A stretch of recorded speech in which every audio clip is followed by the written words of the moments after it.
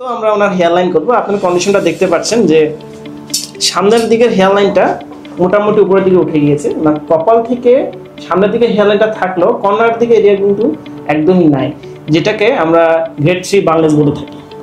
Basically কিন্তু ওনার ক্রাউনের দিকের এরিয়ার পার্টের অংশটাও কিন্তু কিছুটা ফাঁকা হচ্ছে।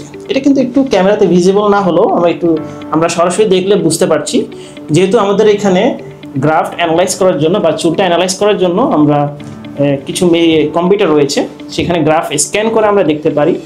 তো অ্যানালাইজ করে দেখা যাচ্ছে এই জায়গায় এরিয়াতে ফিউচারে আপনার চুল প্রতিস্থাপন করতে পারে। তো ফিউচারে যাতে ওনার এই সমস্যাটা না হয় তার জন্য আমরা এখানে একটা প্ল্যান রাখবো, এবং সামনের দিকে চুল প্রতিস্থাপনের জন্য আমরা একটা প্ল্যান রাখবো। তো আমরা একটা ধারণা করছি যে অ্যাপ্রক্সিমেট ওনার 3000 গ্রাফটের মতো আমরা প্রতিস্থাপন করব। যদি এর থেকেও বেশি লাগে সেটা দিতে আমরা কাটচুটি করবো না, ওনারটা আমরা বেস্ট ওয়েতেই সার্জারি করবো এবং বেস্ট টেকনিকে সার্জারি করে দেবো, যাতে উনি ফিউচারে খুব সুন্দর একটা বউ পেতে পারে। তো সম্পূর্ণ প্রসেসটা দেখার জন্য আমার সাথেই থাকবেন। আমি প্রতিটা স্টেপে আপনাকে কিভাবে আমরা শাওন ভাইয়ের সার্জারিটা করছি সেটা আপনাকে দেখিয়ে দেবো।